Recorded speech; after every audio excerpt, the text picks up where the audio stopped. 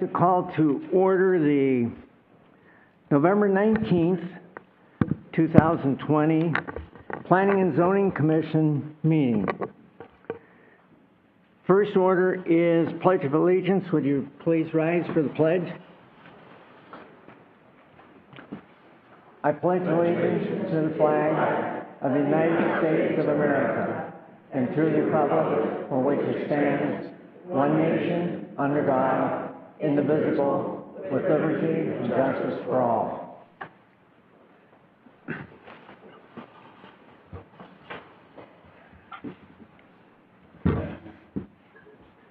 Thank you. Could we have a roll call, please? Yes. Mr. Roth? Volume a little bit up, please. I'm present. Mr. Simmons? Present here. Mr. Simmons, I think you said. Can we raise the volume a little bit on the Zoom? My goodness. Ms. Cottenberg? Here. Mr. Carter? Present. Mr. Cristino? Present. Mr. Hugan? Present.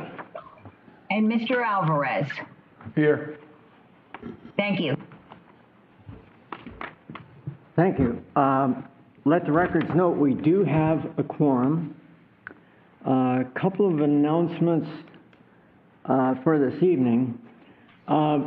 Because of social distancing, we have a little bit unique setup. The way you're sitting, for one. Two of our commissioners are seated on the floor over here facing us, just so that you know they're here and they're part of the Planning and Zoning Commission. Both Mr. Quiselbash and Mr. Reyes have been excused from tonight's meeting. That means two alternates, Mrs. Cottenberg and Mr. Cristino, will be voting in their place. Also, I'm wondering, is Dr. Maria Schiff here? I'm here. It's Dr. Mara Schiff from the school board, and yes, I'm here. Okay. Good evening.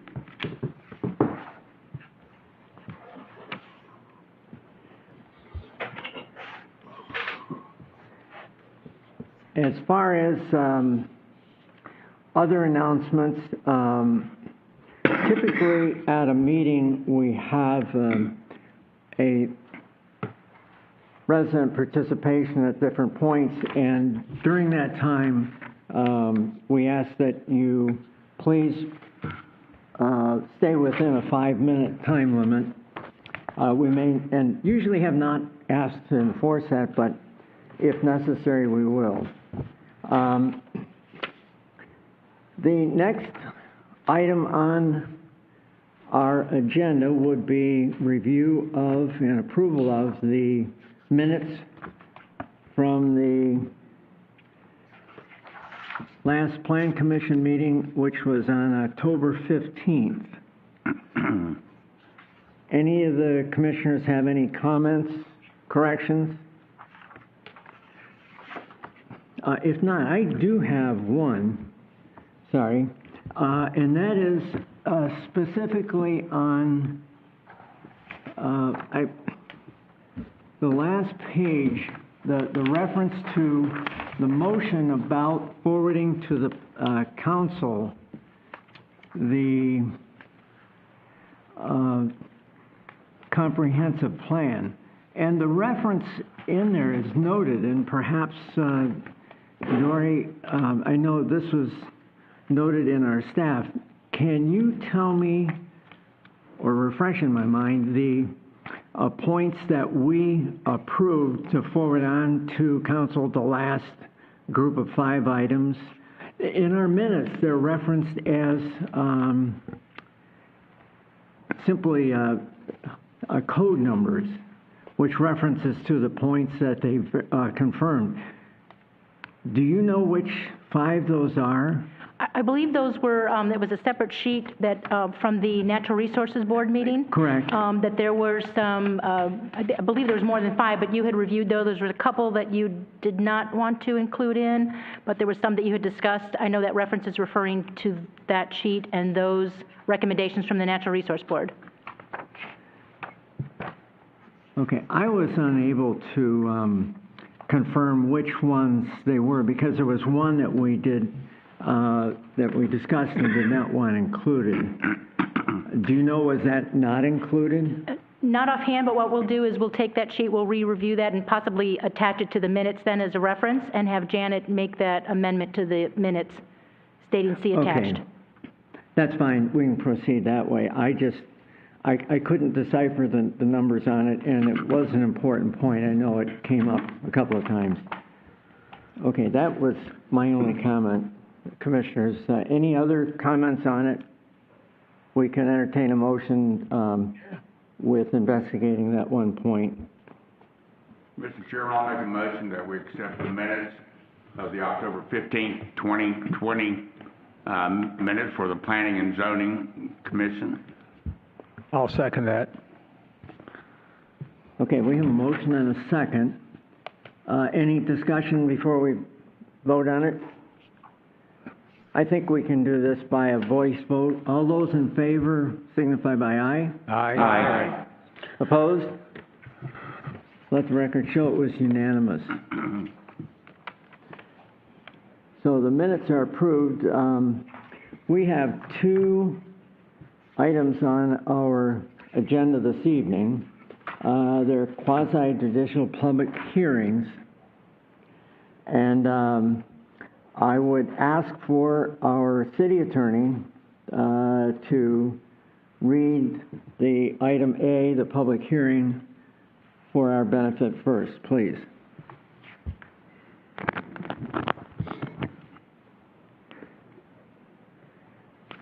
Okay, it's a public hearing recommendation to City Council, the PUD subdivision preliminary development plan / plat, Spirit of Sebastian, POD 1 and 2, 77.99 acres, 204 single-family lots, 2.65 units per acre, Old Dixie Highway, Del Monte Road, LDR future, land use, low-density residential, 5 units per acre, PUD R zoning district, plan unit development, residential.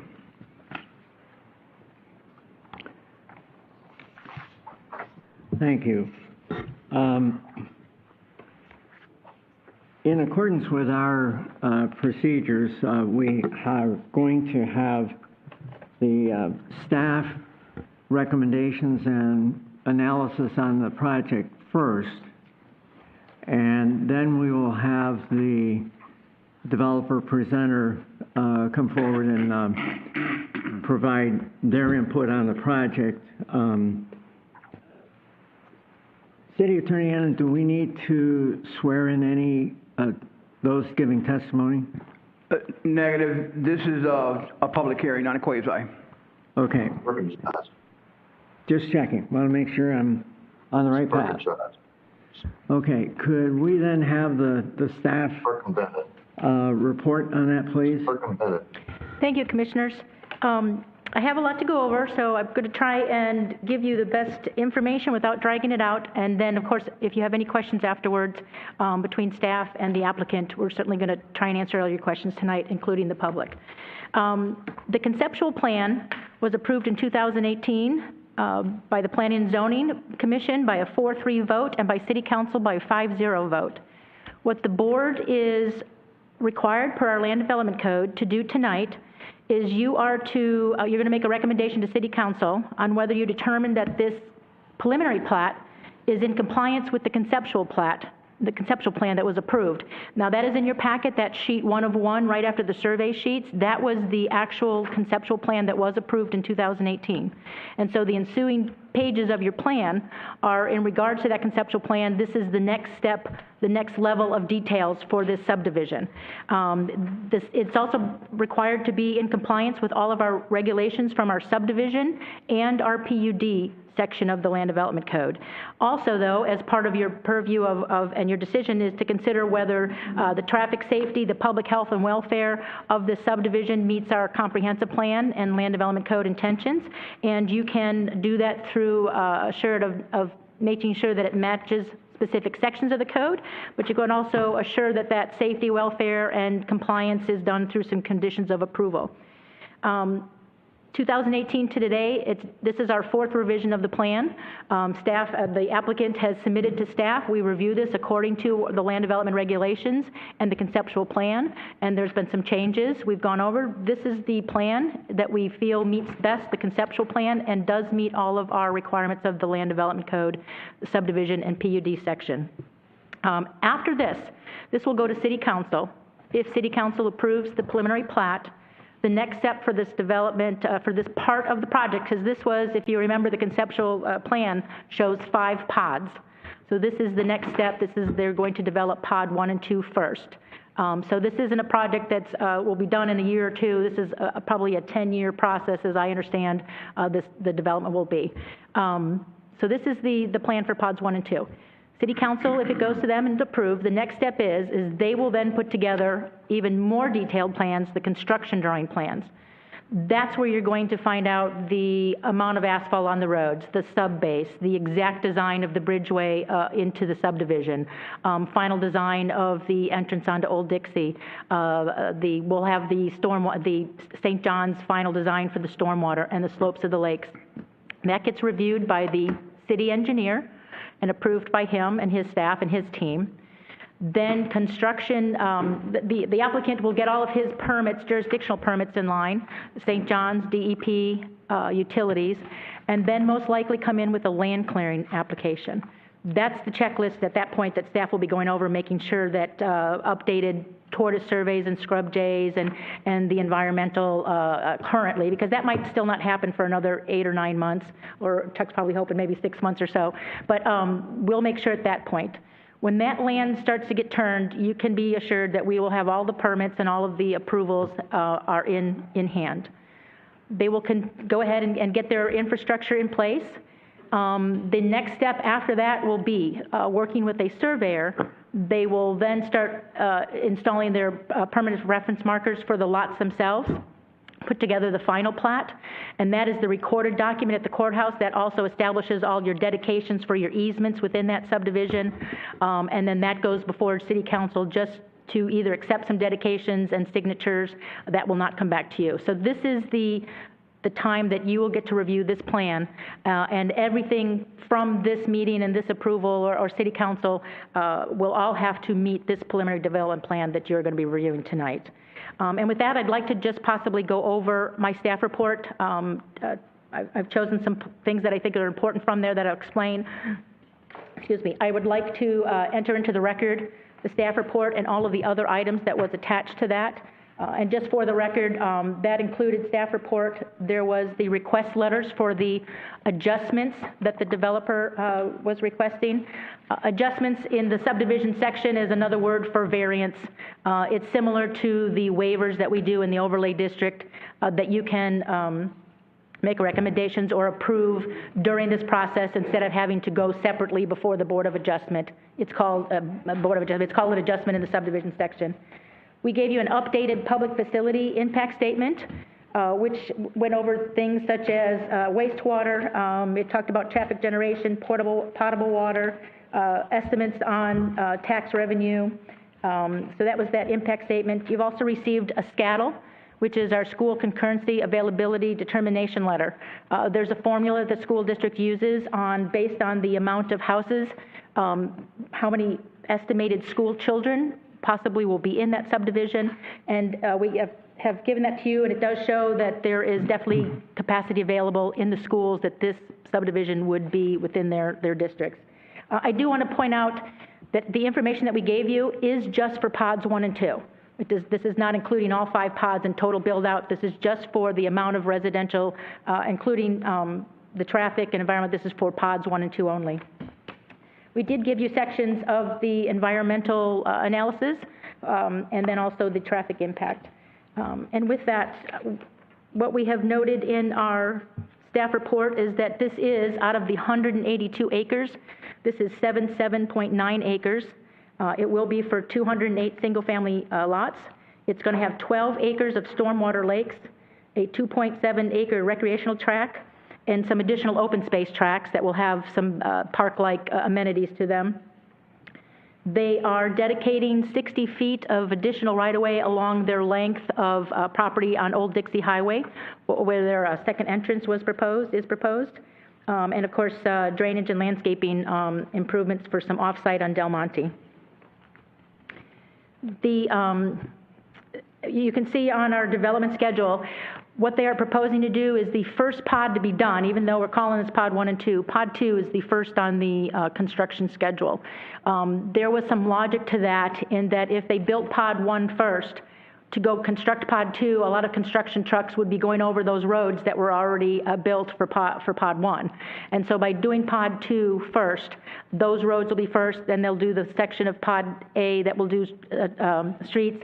And so that last phase of pod 1, you're not having all that construction over the already built road. So the intent was to do the least impact to the roads as they are constructed. So pod 2 will be the first constructed, which is, I believe, 60 lots.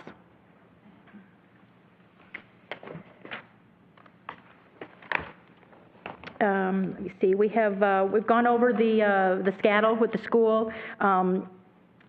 There is approximately, based on their schedule, they can sort of estimate that there would be 39 elementary students, 20 middle students, and 26 high school students would be generated from this subdivision, assuming a normal mix of families move in. And again, on the availability letter, you can see that there is capacity of over 200 at all 3 of those schools that those children would attend, so there was adequate capacity.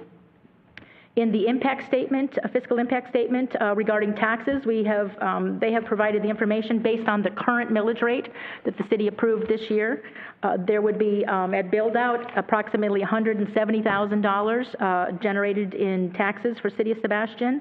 There would be about $25,000 would be collected in our annual stormwater fee. That is an annual fee that would be collected. And as each one of those homes are built, they're required to pay a recreational impact fee that goes to development of recreational areas outside the city, not necessarily in this subdivision. That's going to be about $200,000 will be generated by these first 2 pods. On page 7 of the staff report, we have created a chart that showed, this is information that's coming from the preliminary development plan, that the minimum lot size is going to be between 7,500 to, for the interior lots, to 8,750, and the perimeter lots are going to be 9,000 to approximately 10,500. So some of those lots will be the same size lots that are existing in Sebastian Highlands now. The minimum lot width is 60 and 70 feet. We go into the setbacks. Minimum side setbacks will be 7.5 feet, so houses will be 15 feet apart. And we have determined that is in compliance with what was proposed at the conceptual plan. But what staff also wanted to, as part of our analysis, we also included a chart for 5 other PUDs in Sebastian to show that comparatively these lot sizes and the proposed setbacks and the proposed dimensions of these lots and widths are very much in compliance with existing subdivisions, planned unit developments that we have already approved and are built here in Sebastian. With regards to a few things in our staff comments, originally on the conceptual development plan, you will see that there are 3 entrances into the subdivision, coming from Del Monte into the subdivision. There was there's proposed on Bailey Drive, which will probably come with pod 3. And then there was an entrance proposed onto Old Dixie Highway. The developer had also proposed to improve Old Dixie Highway north to 512 with curb and gutter and repair the road. That road is currently under maintenance with Indian River County. They have the maintenance rights to that road. And so the developer, in meeting with the county, had gone with them with their proposed design. And through various meetings, the county had wanted the whole road to be improved, south and north. What seemed to be fair, since it was just a proportionate part of Old Dixie that this subdivision be using, the developer had switched his design to do a left out only. So residents from the subdivision would be just heading north to 512. I think I'll let the applicant speak more on those meetings. If you have questions on that, staff was not there, at least I wasn't, to be able to speak on those. But ultimately, the county has kind of held their ground on requiring, only allowing that access to be a construction and emergency only access. And so what you have in your plans is a design of what was proposed. The design, it'll be a construction entrance for most of the development of pods 1 and 2, pods 3, pods 4. And at such time, when the development is done, it will become an emergency only access. Now, because of that, and because of the county not agreeing to a full development of Old Dixie Highway, our code requires 2 entrances. But it does allow for an adjustment that as long as there's 1 entrance and there's emergency entrance, you can request, they have requested that as an adjustment, and that will be up to you to make a recommendation on that to City Council. Staff has, in one of our conditions, agreed that the adjustment should be granted. We'll recommend that it's granted, with the condition that during the next 8 years or 10 years while the subdivision is under construction, that the developer is still going to work with the Indian River County Public Works Department and commissioners to be able to improve Old Dixie Highway.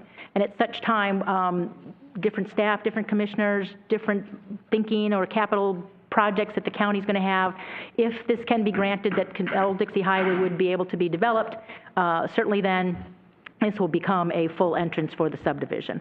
If not, for the next pod, as soon as pod 3 comes in for preliminary plat and development, that second entrance is definitely going to be required to be put in before pod 3 can be final platted. So at some time in the near future, any further development than pods 1 or 2, we will have 2 entrances into the subdivision. And again, we'll find out in the future if the Old Dixie Highway will remain as an emergency or if it will be it could be a full entrance. And as I explained, we will be recommending approval of that adjustment. The second adjustment that they're requesting is our code does give a maximum length for cul-de-sacs at 600 feet. There's a cul-de-sac within pod 1 that is actually 966 feet, but in order to kind of offset that adjustment request, instead of just a dead end on the cul-de-sac, they have created access paths from a couple of cul-de-sacs that will allow pedestrians and bikes, emergency vehicles that they need to get to that main Spirit Boulevard, which is the arterial road through their project. Excuse me, Dory, just a quick question on that. Will that be like a green path? So in other words, allowing free movement of pedestrians across that path from the end of the cul-de-sac over to the main? Yes, Okay, and those are shown they are shown as access tracks on your plan. On your plat plan. Any of the bridgeway that will need to go from Del Monte into the subdivision does go over a city-owned canal, and any improvements to Del Monte is going to require what we call a license to encroach. It's an agreement with the city council to be able to use that public property for entrance into the subdivision. That's one of our conditions. That'll have to be done also before certain development timelines are met. We have reviewed a draft of the HOA, the subdivision HOAs. We found some very good things in there. We are very happy to find that this is going to be a fertilizer-free zone subdivision, and that what can be fertilized or what's used for the lawn, the homeowners will have to use certified applicators, a certified professional or green industry landscape company. So we were happy with that. Also, tentatively, you don't have the full design in your plans, but that full construction design, they will be implementing a harvesting system for the irrigation of the subdivision tracts, the HOA tracts, which means they'll be pulling water from the stormwater and reusing that for irrigation, going back into the lakes and then pulling that out for irrigation and using that. So we're happy to see with that harvesting system. This also, the project is, has received a letter from Florida City Gas that natural gas lines will also be installed along Old Dixie into the subdivision. So this will be a first subdivision that will have natural gas service available to the homes. In our staff matters, one other last thing before I jump into our recommendation, there are a couple of conditions that we would like to tweak. The main one is we had talked about our last paragraph in the staff, is we were going to require a sidewalk bond for unfinished portions of the sidewalk as development was occurring. We would, after talking to the developer and how getting a bond up front before you even have any construction started does kind of put a fly in the ointment for the bank and financing because they're requiring a bond before there's any infrastructure even put in. We felt it was fair that as they move on to the next pod, any of the lots that have not been under contract or have building permits issued, they will come up with a bond for those remaining vacant lots that the sidewalk would have to be installed. It's a safety net so that if down the road you end up with 3 or 4 lots within the pods that are not developed and it's taking a while to get those homes to come in, you don't have a disconnected pedestrian walkway, a bikeway for the residents in there. We'll get those sidewalks in. So we are tweaking the verbiage on our condition regarding the sidewalk bond and the street bond. With that, I know that's a lot of information, and I know you're going to have a lot of questions. Staff is recommending approval of this the development plan. We feel that it does meet the conceptual plan. It meets the comprehensive plan and the requirements in our land development code. We are also requesting approval of the 2 adjustments that are requested, recommending.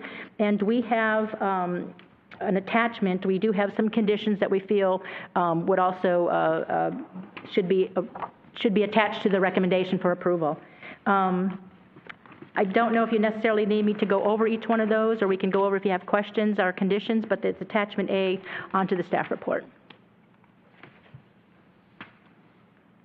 And those are shown on the staff report?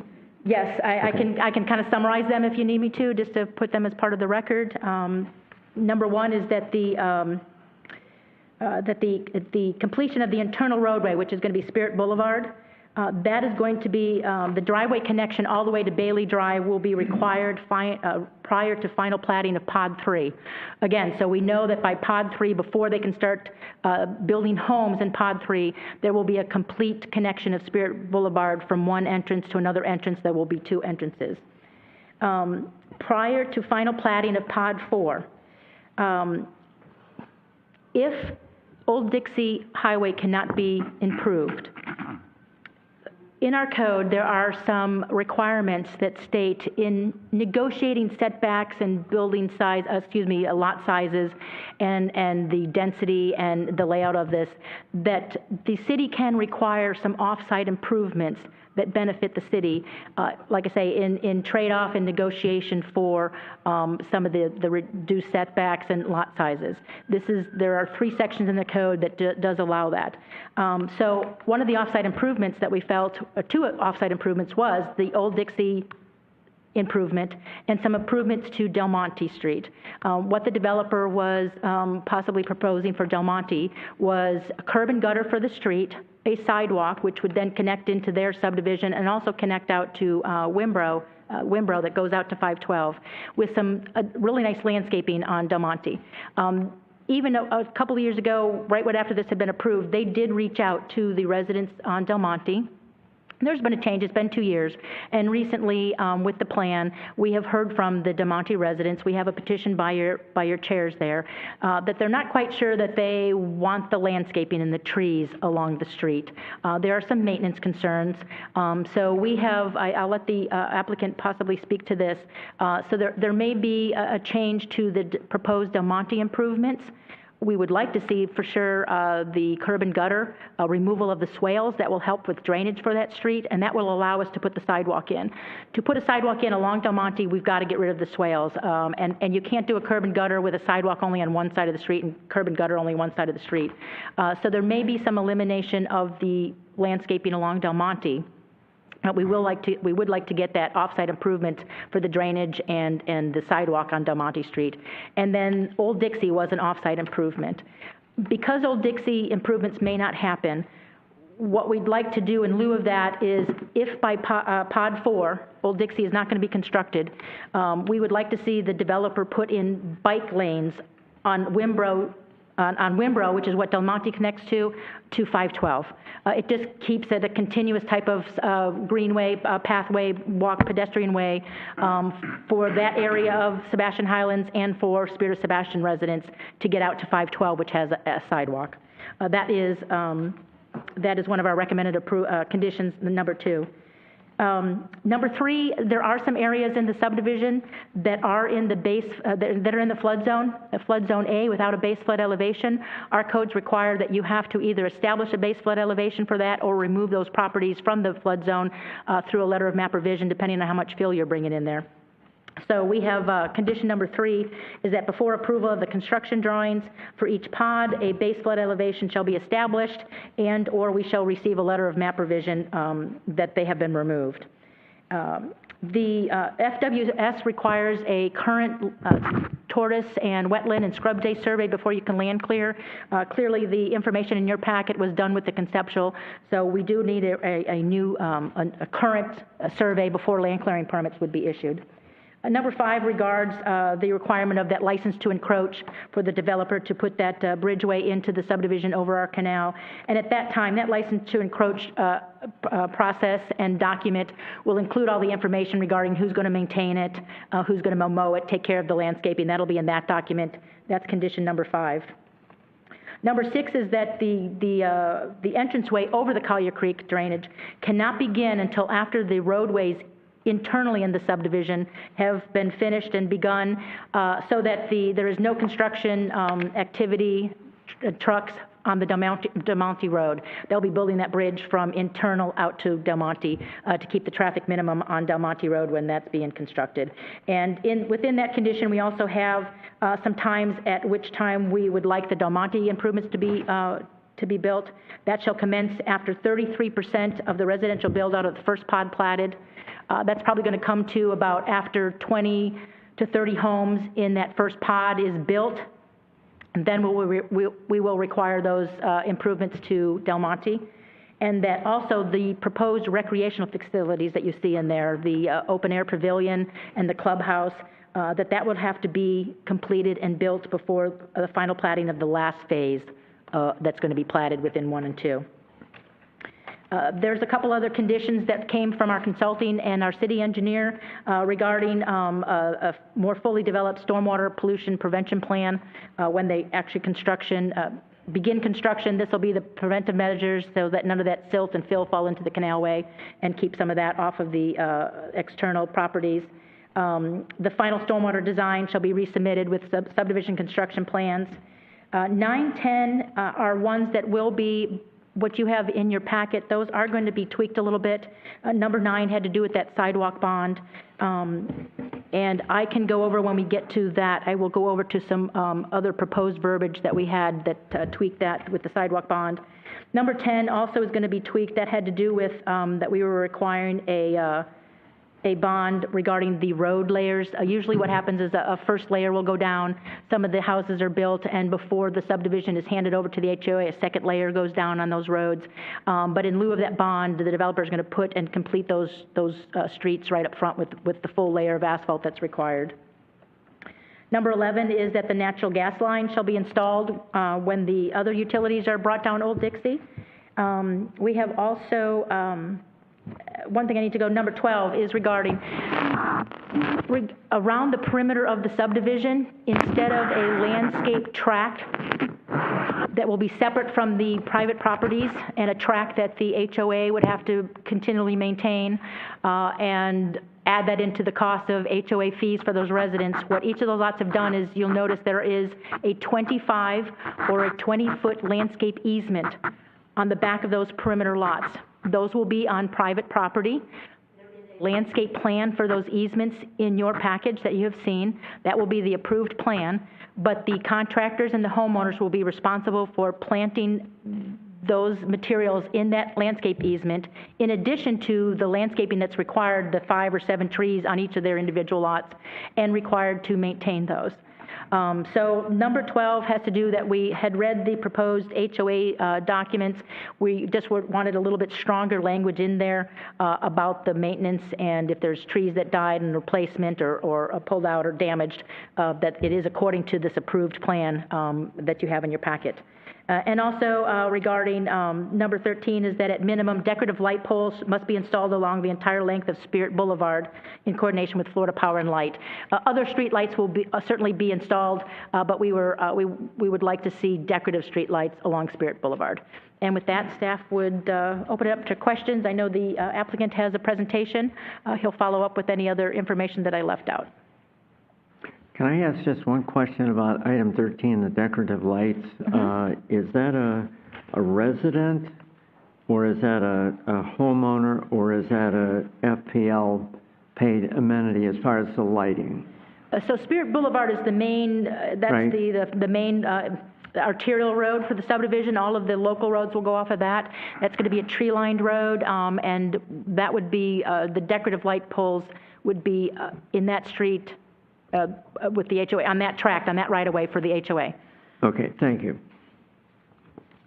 Okay, excellent. You've really prepared a well-documented plan here with a lot of safeguards in it. I was impressed when I first read it, and it's very well detailed and outlined protections to keep things moving along fine. Thank you, Dory. At this point, I'd like to call the presenter for the project. I believe Chuck Melching is here to present it. Is that correct? Good evening, Chuck Meckling. Should I move this closer or? Okay.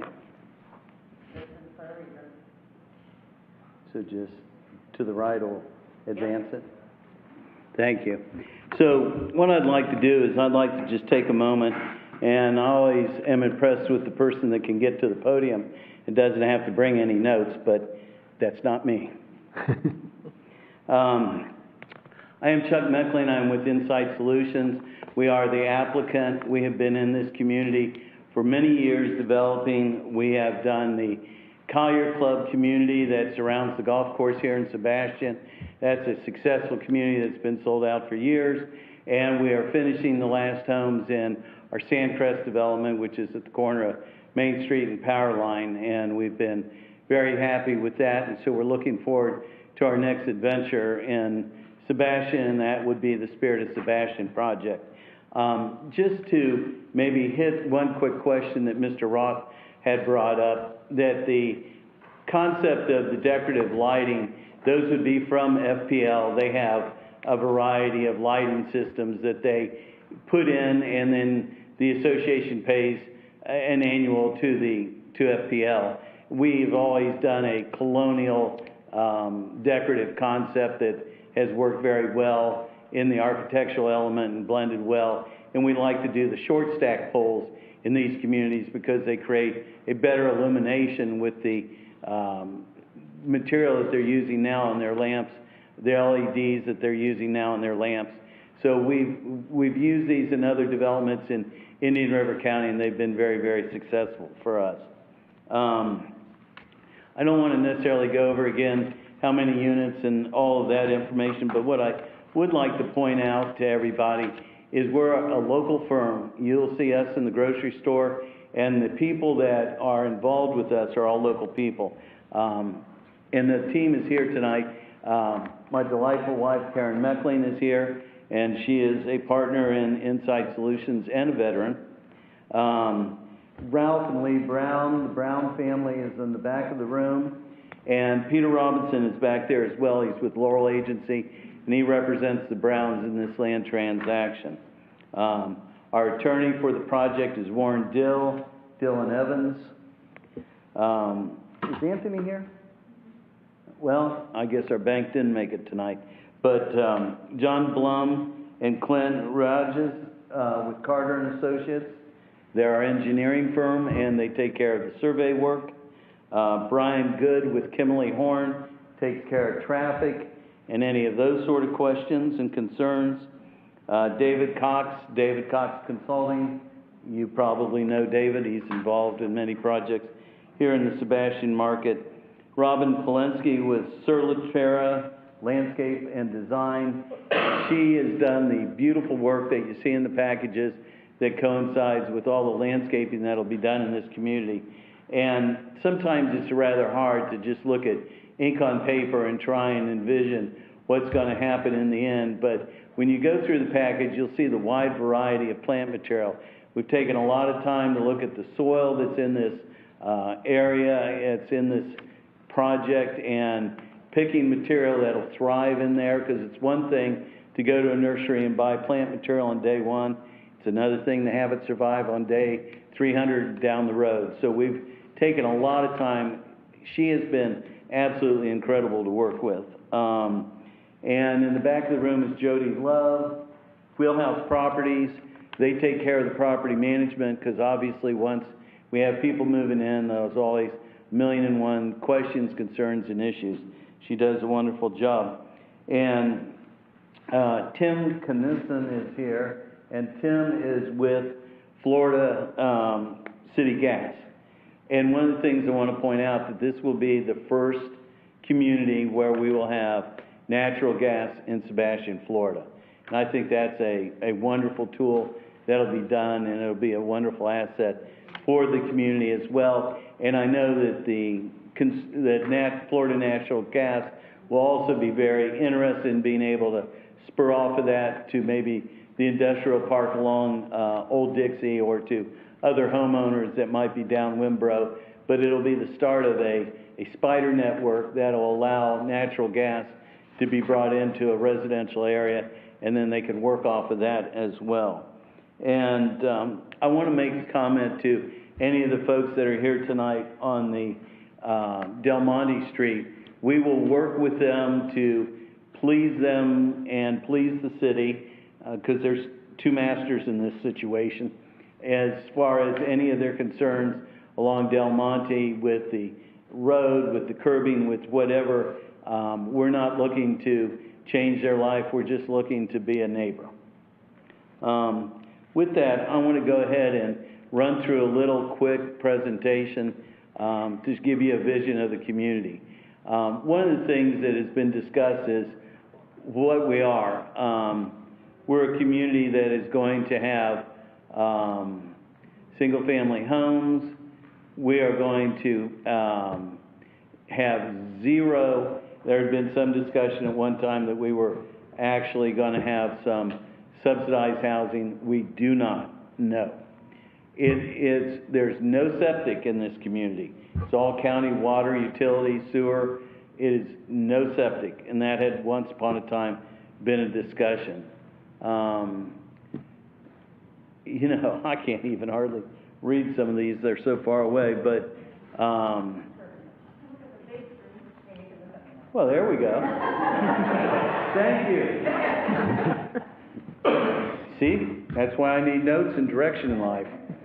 Curb and gutter, closed drainage system. I know that over the time I've been following the different issues in Sebastian with some of the rain and the flooding of streets, so on and so forth. This community will have the latest in that technology to take that water and to not have it sitting in swells and backing up. We have an extensive lake system in the community. And when we talk about that, we have 12 acres of lakes. We have the underground utilities. We will have the natural gas.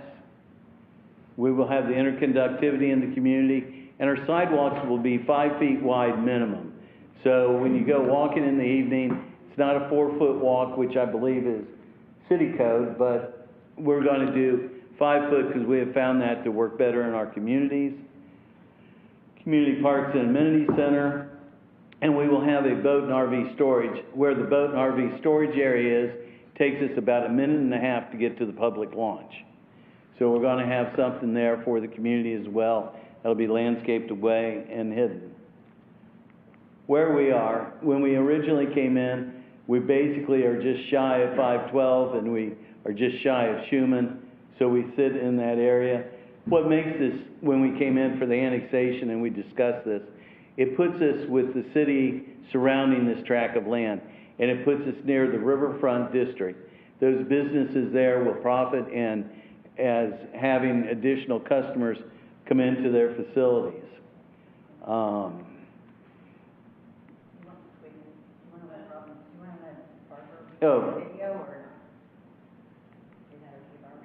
I'm sorry.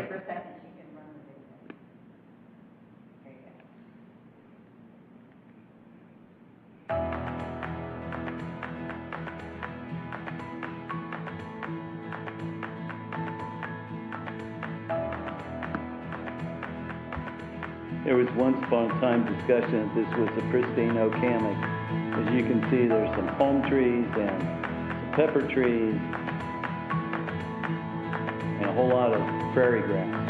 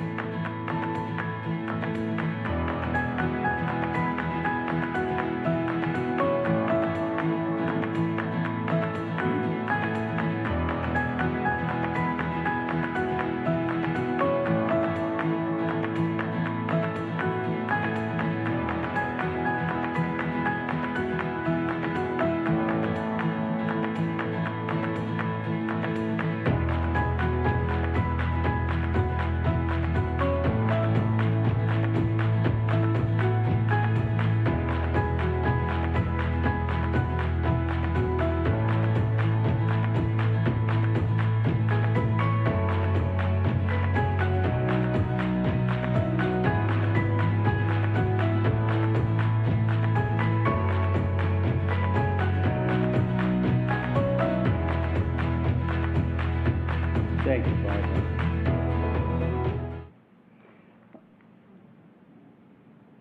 Again, we have the homes. It's going to be a 4 to 5 year build out in this first section. It'll be developed in 3 phases, as Dory was explaining. Pod 2 has 60 units. Then we jump to Pod 1, and then that's in 2 phases. The first of those phases would be 55 units, and then the last phase of that would be 93 units.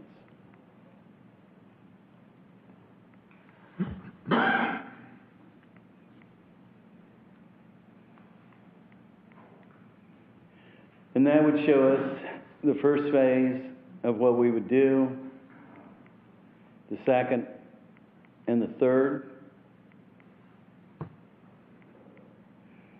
This would be an image of the entryway.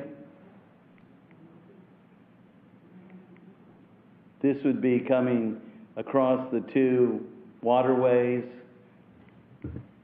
And in this picture you can see some of Robin's work. We talk about the different plant material, but we have a depiction of the cross-section of the 2 bridges. The lower one is a causeway sort of concept.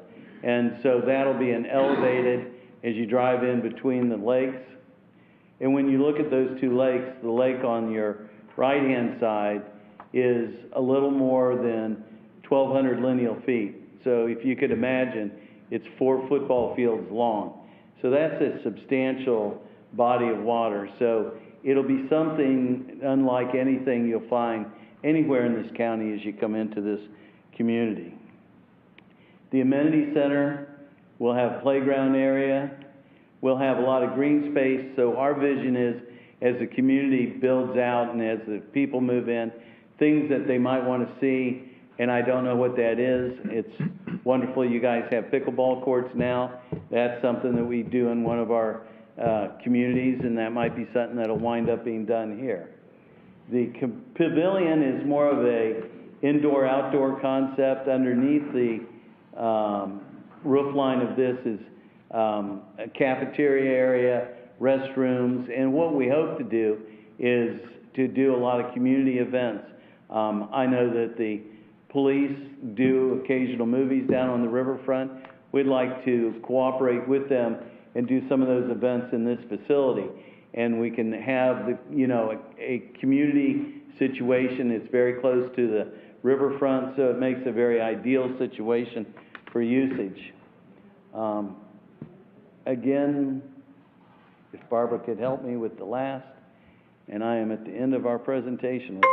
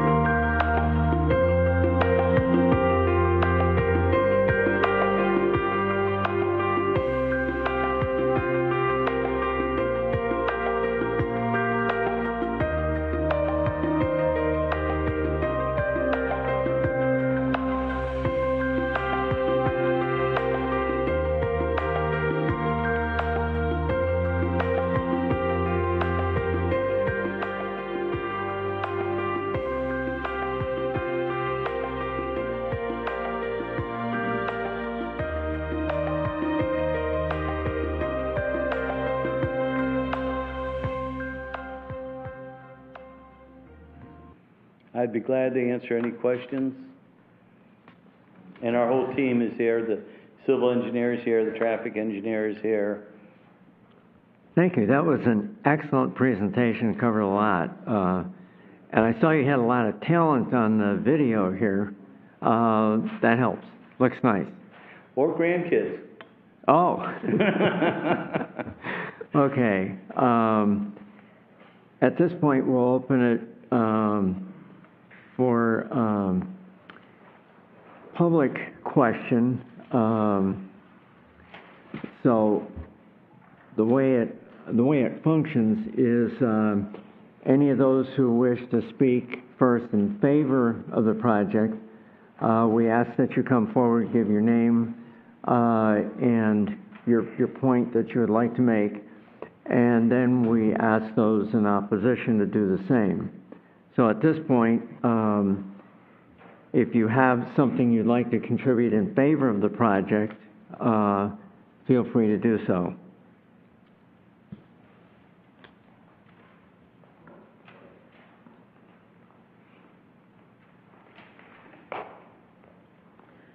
Good evening, Michelle Morris, Sebastian. First off, I just have to say that's beautiful. I've lived here in Sebastian for 36 years. I know we have a lot of people that are anti-growth, a lot of people that are very concerned about the environment, and I think this conceptual design just hits truly in the name, the spirit of Sebastian. Sebastian's all about friendly neighborhoods. It's all about our communities working together. I mean, I love the little area that Mr. Meckling spoke about maybe having the movies at. I know that Point West has had a lot of community events at their locations that have been very successful when we're able to start getting back together. I just see this being a win-win for our community. I know some of the neighbors may be a little concerned about the cars coming and going, but growth, and I think Mr. Meckling's going to work with them, and he just said he would. I know that when they developed Sebastian or Collier Club, there was a lot of people that were concerned over that community, and look at it, it's thriving. The addition of the people, it's a low crime, low city maintenance impact. It's just what our community needs. I think that you all, I don't know how many of you are in real estate, I know Louise is, but you can't put a house on the market right now that's not going. They're being picked up. And whether we like it or not, our area is going to grow, and it needs to grow appropriately. And this is exactly what we need. Thank you. Thank you. Anyone else here in favor of the project? Good evening. My name is Linda Kinchin. I live in Sebastian. I worked for the city of Sebastian for over 30 years, and I was on also the city council up until recently. I just want to say, I'm not going to talk about the development because his PowerPoint was beautiful and everything in it he will do. I'm going to speak to his character because after 30 years of working with this gentleman, we have never had any adverse problems, concerns, or information that has come up in any of his developments in the city of Sebastian, and I would request that you recommend approval to the city council for this development. Thank you. Thank you.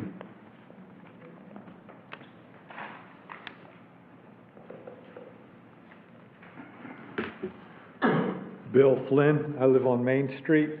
I think we need to use this as a standard, a gold standard for future development. In my campaigning for city council, I got to walk large swaths of Sebastian, and I know what drainage works and what drainage don't work. And I went over to Collier Club after they had the heavy rains where everybody was flooding and it was dry.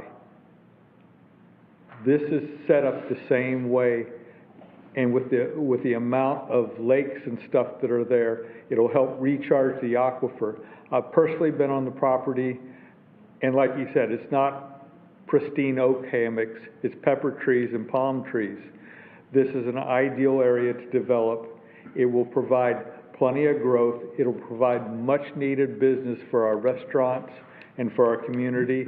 And if the restaurants start filling up, it'll provide new opportunities for new people. This is exactly the kind of growth that the community needs.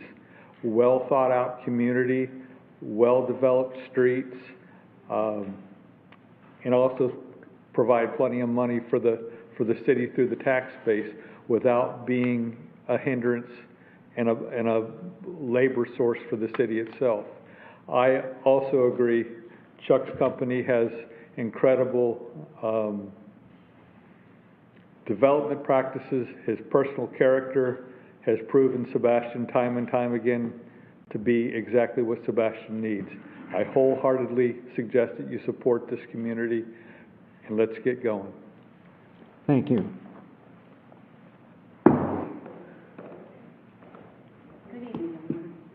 I just have one quick question. I live in South Moon Under. Could you provide your name, please? My name is Connie DiGregorio, and I've lived in Sebastian for 20-something years. And I just want to know what's going to come up right behind South Moon Under. What's going to go? I'm on the very corner lot out there. I just want to know what's going to be right behind me. There actually is, along South Moon Under, there is, I believe it's 15 to 20 feet wide landscape tract before there's any private property. So you actually do have a landscape tract, not an easement, but a tract that will be landscaped and maintained by the subdivision. Are there going to be full houses there, or is that going to be... On the other side of that tract, there are houses there. Our code requires that when you're abutting, a PUD is abutting, those properties that are abutting different zoning districts, those minimum lot sizes have to be at least 75% of the adjacent community. So South Moon Under is 20,000 square foot lots. They're half-acre lots. So the lots that are along South Moon Under are the larger lots in that pod because of their having to transition into the smaller lots. So they are probably about the same size lots as Sebastian, I think Sebastian Highlands. It's absolutely gorgeous, and I think it's about time we're catching up with some stuff. Because South Moon Under could use some improvements and catching up with some modern stuff, but we're a private community, and you know, I think funds are limited with certain people, but I think it's beautiful. Thank you. And I met with Corey, and we have a letter from the association in support. Excuse me. I'm sorry. You want me? We'll cover that later. Okay. Thank you. Anyone else in favor of the project wish to speak? That's present? I have one on Zoom. I was just going to say, we can go to Zoom. Thank you. Andrea Coy. Hi, Andrea Coy, 501 Palm Avenue, Sebastian. Good to see you all again. I'm going to reiterate some of the things that the first three speakers mentioned. This is an absolutely gorgeous development. I went through and nitpicked and tried to find something in there that I could bring up to go, hey, we need to tweak this or tweak that. And I really can't find anything. And I'm pretty good at looking at the development. So maybe I missed something, but I don't think so. This is another one of Chuck Meckling's really great developments, and we need to get this approved. So I'm hoping tonight that P&Z will answer all the unanswered questions and get this passed on to city council as soon as possible, and let's get Chuck Meckling and his groups going. I also want to attest to his character. I think, as some of you may remember, in my days up on city council, I don't like all developers. In fact, I can think of a couple who really don't like me, but for good reason, because they haven't honored their agreements. Linda Kinchin knows, as do I, and Chief Morris. We know where Chuck lives. So if he doesn't honor his agreements, we know where to find him. And we can make him do what he's supposed to, but that won't be necessary because he does what he promises to do. And the development will look as good, if not better, than what he has portrayed to you. I'm confident of that because that's the kind of guy Chuck Meckling is. So thank you for listening, and hope you get this approved. Thank you. Thanks for your contribution. Is there anyone else on Zoom to speak in favor of the project? No, there is not. Okay, then we'll move to anyone that would be here present who wishes to speak in opposition to the project.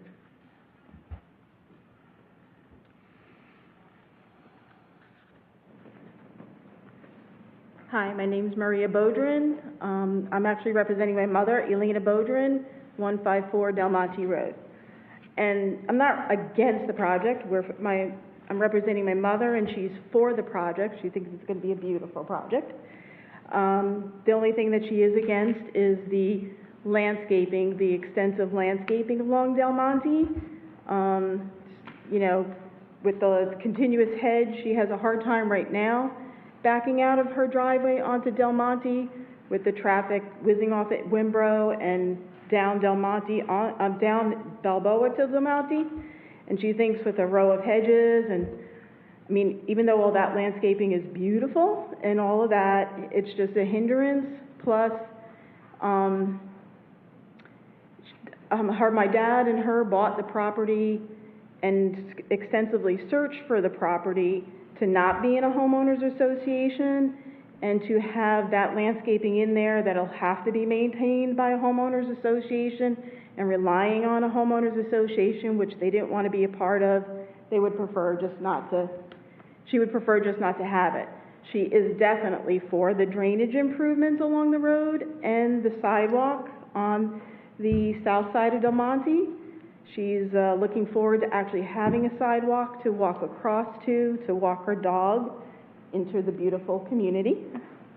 Our concern, well, her other concern is with the county not allowing them to use the Del Monte Road the Old Dixie as a access to and from the community, it making Del Monte the main road that maybe I can help you with the county part with the Old Dixie. I'll actually help them with that to try to encourage. I do see the county's point that they want the whole road developed, but I also see Mr. Meckling's point that if he's really, the subdivision's not that far down Old Dixie, why should he have to widen the entire road? But I do see the county saying that they do want the road improved. I'll help them with that. So we are concerned with Del Monte being the main entrance with the traffic.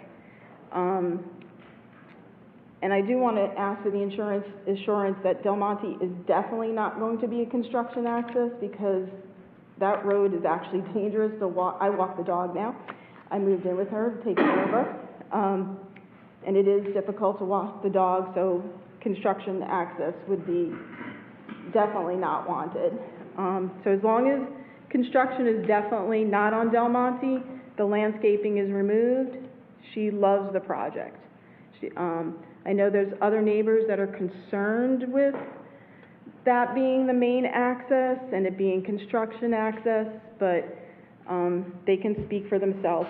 The other thing I wanted to point out, I don't know if it's a bobcat or a panther living there recently. My dog and I have encountered them several mornings. I know you relocate the gopher tortoises, but what happens to, like, say, if it is a Florida panther or a bobcat, does he get relocated or not? We enjoy seeing them actually in the morning, but I'm sure others probably would prefer them not to be there. But I just don't know if there's anything about that. But so those are her main concerns. So like we're really not against the project. Actually, from the video, I mean that might be some place I probably would want to move into, but we're just worried about the Del Monte Road. Okay, thank you. I think your point's well taken and probably heard very well tonight about the landscaping. No one will want to put landscaping up that's a visual impairment. Myself, and I'm not a senior, so. Thank you. Anyone else here wishing to speak in opposition to the project? Sue Peterson. I live right next door. I'm not in opposition. I think it's a beautiful project. I'm just in opposition of the landscaping. You can save your money. I have a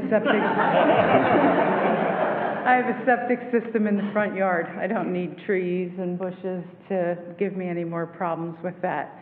The curbing, the sidewalks would be a great improvement, in the drainage. We do have a drainage problem there. My question is, the sidewalks that you would put in, do they lead to the Spirit of Sebastian? And would there be gates that would keep us out of the community? Is he allowed to answer that? I'm sorry, Ms. Peter, yeah, well, if you could finish, hear the question. if you could finish public input, and then the applicant can, or Okay. staff, we can answer those questions. But I Yes, think it's a we're- beautiful project, and the only reason why I asked that question is because across 512, there's Ashbury, where they have gates. You can't even walk across their sidewalk into their community. So it would just, I think it's a great neighborhood, and it's nice to have neighbors like that. It's just a little off-putting when they put up gates that you can't drive in, which I understand that part, but the walking would be nice, because right now it's just an eyesore at the end of Del Monte, and Right. the community would be beautiful, and it would be nice to have neighbors that are There may be welcoming. some limitations, but we'll discuss that. There's 2 points now. Anyone else speak in opposition to the project that's here?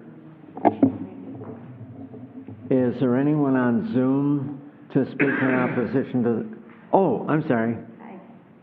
My name is Janice Martin.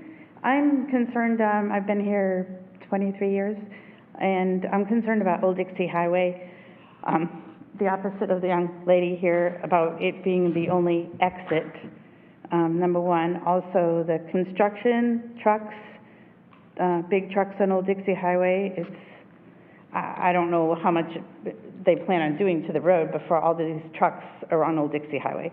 And when you exit off to Old Dixie to 512, you've got the train, you've got, you know what I mean, it's going to be all backed up.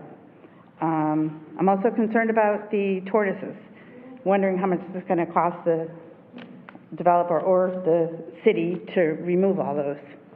That's a developer cost. It's a developer cost. And there does need to be an updated report done on that. So that will be addressed, yes. And that will be available too? I believe if you called, you could get it. Okay. We don't know when it will be done, but it will be done before the project is started, yes, for sure. Okay, and how far south of 512 is the project going to end? Where there's like a motorhome trailer park there? Is it behind that? It goes a little bit further. It's very hard to tell from Old Dixie Highway. I know, I've been on there twice looking for it. I couldn't find it. Right. And I had my little cell phone showing the dot, and I still couldn't pinpoint Right. exactly where it was. Well, where the park is, behind that, is that city property? Did they annex that and make that city property behind that? Do you know? Where was this again? Behind there's a mobile home park there. Oh, yes, I know where that is. Right behind that. Is that city or is that county? It kind of breaks up all the way down the road, so. I'm not sure. We'll address that. Okay. Thank you, sir. Pardon me? Yes, yes. All right, to answer your question on the northbound side, it abuts South Moon. Microphone. Sorry. Abuts South Moon Under and Laurel Reserve off of Schuman. Okay. Borders at that point there, and then it runs along Old Dixie, as you could see in the maps. It's kind of in and out.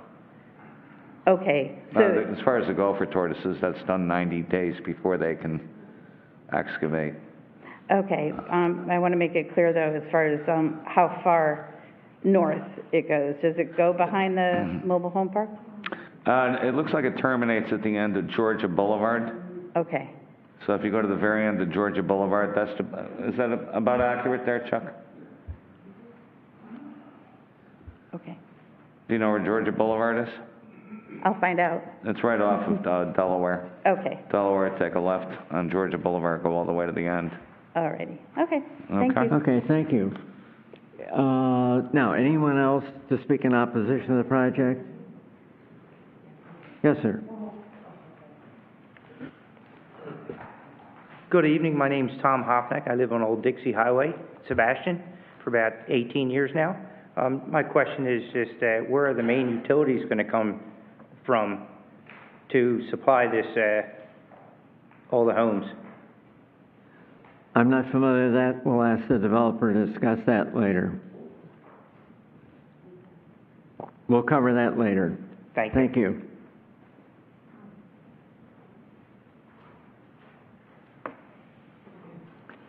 Anyone else in opposition? Okay. My name is Maureen Murphy, 134 Del Monte. I'm sorry. Secretary, did you get her name? Murphy, Maureen. Yes, I got it, thank you. Okay. My concern is, well, I'm living there for close to 30 years. Lots of traffic. I live on 134. Balboa runs right up my driveway. I mean, I could just about get out now. These people just zip on through. Now you're telling me you're going to have all sorts of traffic coming in there? You get out to Wimbrow, you stand on line to get out of the community onto 512.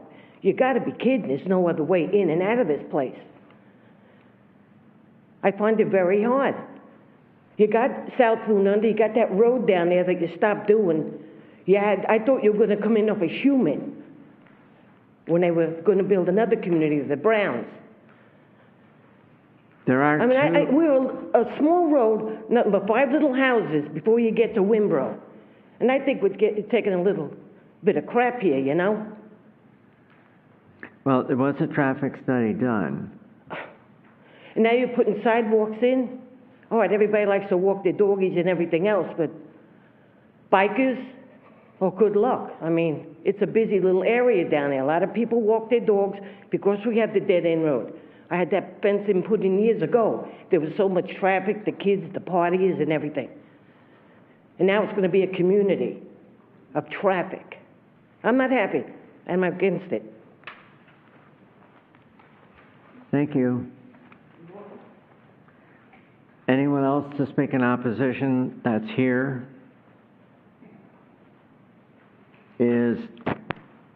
Seeing none, is there anyone on Zoom to speak in opposition to the project? No one has raised their hands at this time. Okay, thank you. That'll then close the public input. What we need to do at this point is open it up to the commissioners' questions of both the staff and also the developer. So let's go to the commissioners' questions of the developer. Chuck, if you could come back up, and we'll start with Mr. Carter first. I have no questions. No questions? Do you have any, Louise Kautenberg? Ms. Kautenberg?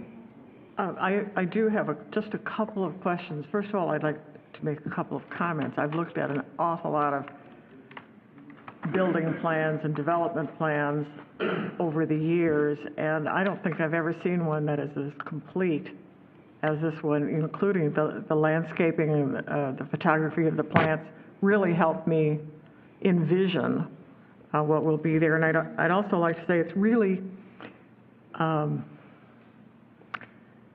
it's a wonderful thing to get to work with a neighbor, somebody who lives in town, somebody that you'll run into in the grocery store or out in the parking lot or on a playground, as opposed to the people who come in from hundreds of miles away, sometimes from many states away.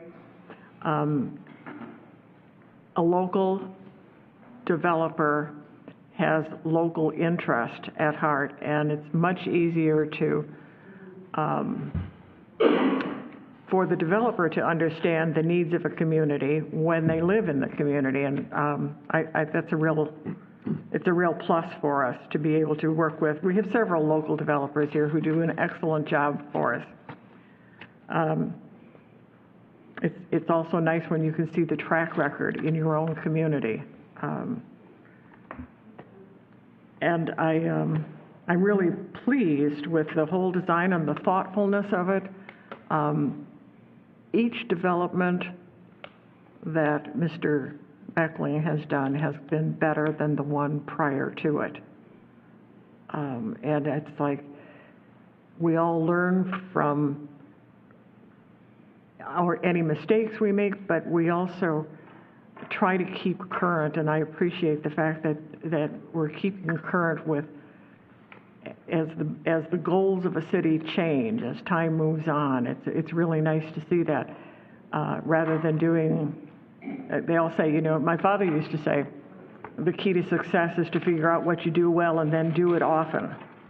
But I think the real key to success is to envision what will work well in the future and do it. The only questions that I have are, it was stated a few minutes ago that this is the development that is exactly what is needed in Sebastian, and now you know what's going to come out of my mouth. It's not exactly everything that's needed here. And I love this development, but I would really like to see something that the people who work here can also afford. And I don't expect you to do that, but I just want us to bear in mind that we also need to have that in our community. The people who take care of our properties for us, the people who work in the restaurants and the stores and the school teachers and work for the city and work at the hospital, they need a place to live too. We need them to live in our community because people who live in our community invest in our community, and it's a really important feature. I love the idea that there's sidewalks and connectivity to the rest of the community, and it's like, yay, and I'm so glad you figured out a way to put sidewalks in on Del Monte. I hadn't even thought about curb and gutter. It's like, wow, great idea. My only real question then is, do you have an anticipated completion date for Pod 2 and then Pod 1? Just an estimate, if the Lord's willing and the creek don't rise? We think that it'll be a 4 to 5 year project to get through the first 208 homes. We've, done projects here in Sebastian. We're very realistic. Our business plan is very realistic. We bank with, I think, Financial, which was the old Acalina operation, which is a community bank. They have been wonderful to work with. Our Collier Club development, our Sandcrest project has both been with them. So they've been wonderful, and they're very excited about this project as well. And you may see me back here with a different tract of land for attainable housing. Thank you. Thank you. Any other questions? No, I'd just like to say thank you for bringing your talent to us in Sebastian. We appreciate it. I appreciate it. And I want to say that, October 15th of this year was a 3-year anniversary from our first meeting with the staff at the city. I will say that we've had numerous meetings, and I think Dory did a wonderful presentation. She talked about the different, this is the 4th time that we've modified plans. We've gone back and forth, up and down, left and right. I can assure you that staff is very diligent with how they look at these projects and the compliance with the comp plan and their code. So we have worked for years on bringing this forward. I thought you were going to do the follow-up question on the sidewalks and the access, so maybe it'd be appropriate to ask that question about access on the sidewalks all the time, gates or no gates or open during certain times. And so, yes, it's going to be a gated community, but the access for walkability will be open for the great part. The gate system is always going to be open during the daytime hours, and the pedestrian walkway gates will be open or unlocked during those hours as well. And this would be during the time that we're doing the development in there. Obviously, someday in the future, when the homeowners are in the community is built out, will set some of their own rules, and everybody will need to respect that. But during the time period that we're there, there's an accessibility that would be there. And I once again want to say to the Del Monte people, you know, I will work with them, the city, to do, and I think the city's real excited to see the drainage and the clothes and the sidewalk. And if it's a landscape issue, we'll put the landscaping somewhere else in the community or something. But we will certainly work with them to relieve any of those issues. I would just like to add, since we're on the Del Monte issue, with regard to some of the traffic, staff is really disappointed too that the Old Dixie is not going to be a full access at this point for pods 1 and 2. And because of the residents' complaint and all, I'd like to point out that they certainly can contact some of those county commissioners, Mr. Flesher, Susan Adams, Laura Moss was here yesterday, to let them know how concerned they are because of the closing of this, that there will be additional traffic on Del Monte until such time as the Bailey Drive exit will be open. That being said, I know, and I think Mr. Griffin is on Zoom if he has any information on this too, regarding the traffic that is on Wimbrow. I don't believe that you can just create a four-way stop, but if there is enough traffic, and with some of the traffic through this pods 1 and 2 when they're open and build out, that's a possibility to at least slow that traffic down in that area for a four-way stop at Del Monte and Wimbrow there. I know there's a procedure and studies and analysis, but staff themselves too, we hate to see that traffic going on Del Monte. It is temporary until the next pod comes in, but I'm going to throw out there to please contact some of your county commissioners to see if we can work on getting this road, that exit open, and the improvements on Del Monte. I know, talking with your city manager, he's very excited with working with the county, some of the new county commissioners to try and see what can be done. So we totally agreed to, and in the beginning, our whole concept was to improve Old Dixie. We have designed and we have paid to have those plans already done. So they've been, you know, the expenses there. I'd love to see it all come out and be something that, you know, works along that line. The one gentleman asked, the water and sewer lines are down on Old Dixie, and, you know, obviously we couldn't get this far if we didn't have capacity with the county for both those utilities. So those are, you know, in place and available. And I can't remember all the questions, but I think the access one was answered, and the water and sewer one. So I don't know if this is a proper forum or not, but one of the questions that I had was simply why not to the county? Why did they not want to proceed with doing the upgrade on Old Dixie Highway from the entrance exit out to 512? Is there anything you can share at this point, or would you rather not? I don't know how far I want to hang myself. Okay, then that's fine.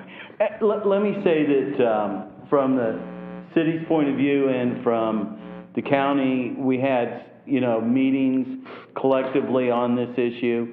I will say that the county giving us the construction ingress and egress and emergency vehicles was something that they agreed to. I think that, you know, with time, that we hope that we can see this, you know, come together and it be a full-blown situation. You got to understand that when we talk about starting this project, we're sitting here today, we plan to go to the city council in December. Then we're going to have 9 months of infrastructure work at the minimum before we even dream of the first house starting. So, you know, we add on to that another 6 months or more that we're going to go through getting all the DEP, St. John's, all those things. We will have Mr. Cox and his firm do the gopher tortoise survey, and yes, I got a bunch of gopher tortoises. And so they'll all be handled in the appropriate fashion that the state Fish and Wildlife, and Mr. Cox is, I think you all know, very experienced in this realm and has an excellent reputation. So all those items will be done, but it will be a year and something before even the first house gets going. So at that time, you know, the amount of traffic that'll be out there will be minimal. So, you know, it's going to be years into the future with some of this. But we feel that in that time period, we hope to come to a better understanding with the county in regards to Old Dixie.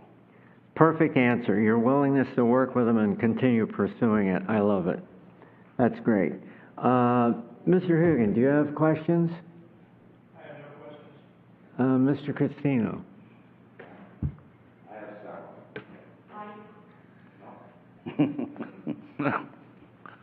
We're gonna call you Button Man.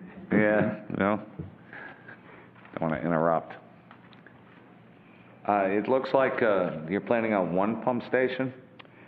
Well, in in this section for the 208 lots, one lift station, yes, And sir. there'll be an additional lift station when you expand?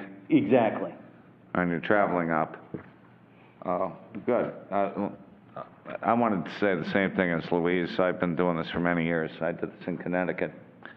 I was taken aback at the complexity, the completeness of the package. Shows everything. Very impressive. I have some issues with traffic, and we're all disappointed with what's been going on with the county as far as access with Old Dixie Highway. I guess these questions are for Kimley Horn.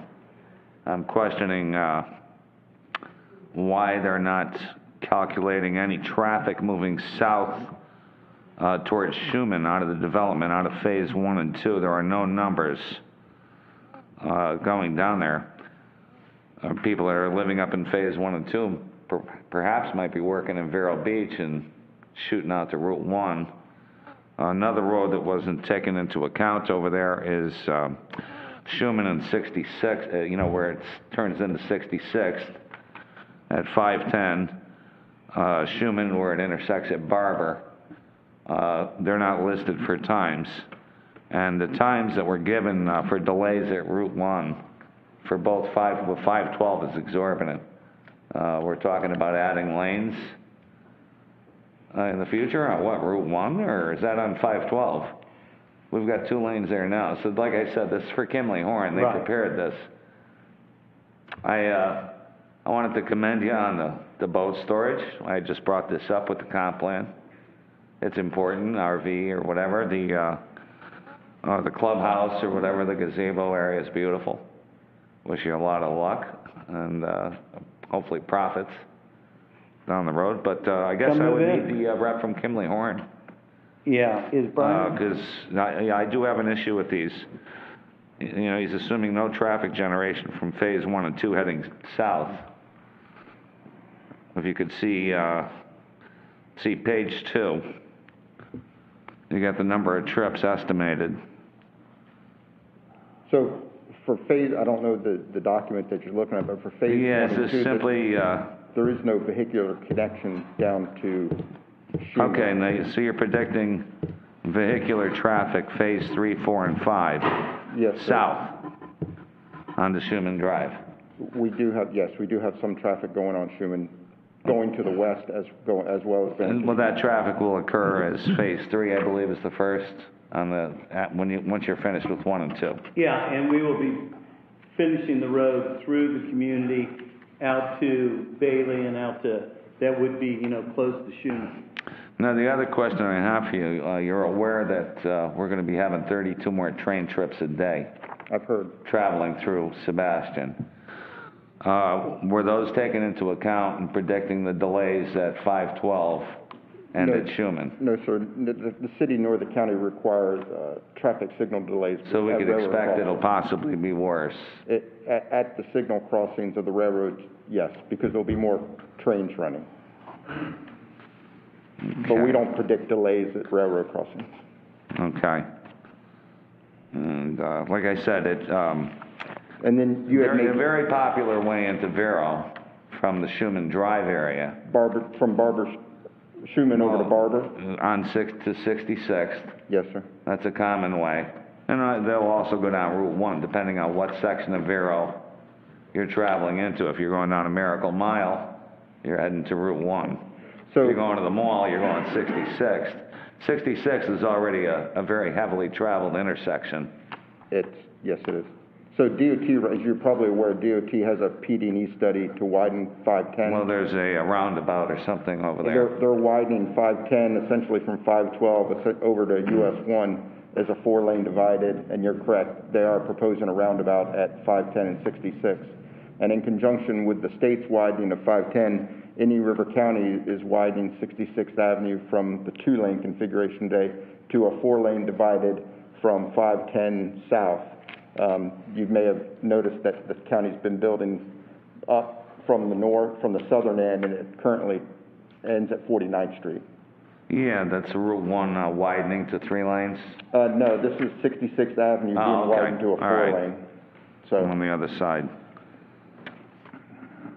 So the assumption was that a simple light timing change at Schuman and Route 1 would alleviate any traffic delay issues? No. To meet the city's level of service standard, we recommended a signal timing to achieve, and we were able to demonstrate that it met the level of service standard with a timing modification at that intersection. So it's not meant to say all delay will be eliminated. If there's a signal, there will be delay there. Right. It's just within the limits that the city identifies as an acceptable amount of delay at that intersection. Yeah. I happen to use that intersection. I know the light is almost 2 minutes long. Yeah, it's not always green, so. Yes, sir. Mr. Christina, we have also included that consideration in our condition number 1 in regards to, besides the improvements that the summary of the traffic report put, we also put in there, in addition to any other determined intersection improvements needed at Schuman Drive and US 1. So if the city feels that we may need a turn lane at that intersection on Schuman Drive there, or a lengthening of the existing turn lane, that's included in number 1, but that will come with pod 3, is when we'll look into that intersection and those improvements. Would that be the city's responsibility, or would this be up to Mr. Mecklin to the developer. And you're speaking of the turn lanes on Schuman and Bailey that are recommended? Yes. Yes, there'll be some improvements in that area. All right. Just one last one has to do with the buffer area. I was in South Moon Under today, and I could see room for concern that at one time Laurel Reserve was approved. This isn't on you because I've been in Collier Club. I think you did a beautiful job there. I pulled into South Moon Under today, and Laurel Reserve is wide open. All the construction, the prairie land in front of you, and I think the city had, I guess, missed an opportunity to get some slash pines planted in there 7 or 8 years ago. If I lived in South Moon Under, I'd be a little upset. You're going to be coming in along East Fisher. And over in that section there, it's mostly grasses. It's not really wooded there. Do you intend to plant, a thicket that would kind of separate the two communities?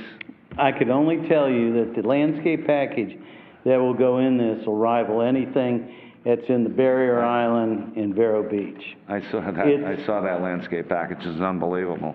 So, you know, this is a little bit of leap of faith because our builder groups are going to be stepping up to do a exceptional landscape package. So the South Moon Under people will have nothing to be concerned about. Okay. All right, very good. It'll be a definite addition, improvement, a visual enhancement to what they have currently. Hopefully during the build-out, some people, I know we're going to require some personnel changes at the county level, and I pray it works in your favor. Thank you. Thank you. That's it for me. Mr. Alvarez. Okay, I got one issue here. Well, I'm glad it's being addressed, and I think 2 years ago when you first came, I had mentioned something about US 1, and I'm glad that the county has taken some initiative to put something, at least for now, an emergency interest. And I know in the future, because all this is happening, you know, that US 1 will be a great place to put an interest to that place later on in the future. Other than that, this is awesome. It's a great presentation. Everything is awesome, really good. Hopefully it'll come to frustration, you know. But that was my main concern then, and now that I saw that it's being brought up by the county, I'm okay with it, because look at everybody complaining. When you have 2 entrances into neighborhoods and nothing on the other side, you know, put yourself in everybody else's space, you know. It's like, oh, everybody's running through here and nothing, everybody on the other side is living nice and dandy. But I'm okay with that, as long as, you know, it's being addressed for future, project. But other than that, it's great. Thank you. Thank you. Mr. Sim? Okay, I do have one question, and it relates to page 11, and it has to do with one of the adjustments as far as allowing one means of public ingress and egress. And then as it relates to attachment A, item 1, which says the completion of the internal roadway, Spirit, and driveway connection to Bailey is required prior to the final plating of Pod 3. Does this mean that the temporary or public ingress and egress on page 11 will be nil or voided? In other words, I'm trying to get a time frame as to how it ties into the construction or Pod 3. They seemed, I can't get them to interconnect exactly. Well, we'll always keep the construction entrance and hopefully more on Old Dixie. So no matter what, that's where all the construction trucks will come in. So then when we go to Pod 3, we will be building the road that goes through the community and exits down on Bailey. So that would be in a future phase. Okay, so it shows that Spirit Boulevard and the driveway connection to Bailey Drive is required prior to the final plating of Pod 3. Phase 3. That will or Pod 3. Pod 3. Right. So that will be taken care of prior to. Yes, sir. To Pod 3 being. Yes, okay. sir. And okay. And I have one other question, which really doesn't have to do with this. Is the HOA going to be controlled by the developer until Pod 5 is finished? Well, no, the rules on that is when a community is 90% built out, you do the transition to the homeowner. So, again, that's a mathematical thing in the future. Okay, so basically the developer. But we would be somewhere in Pod 5 when the turnover would take place. Okay. But the infrastructure and all that construction would be done at that point. Okay. And I agree with the comments. This is a great, save me a house. Thank you. That's it.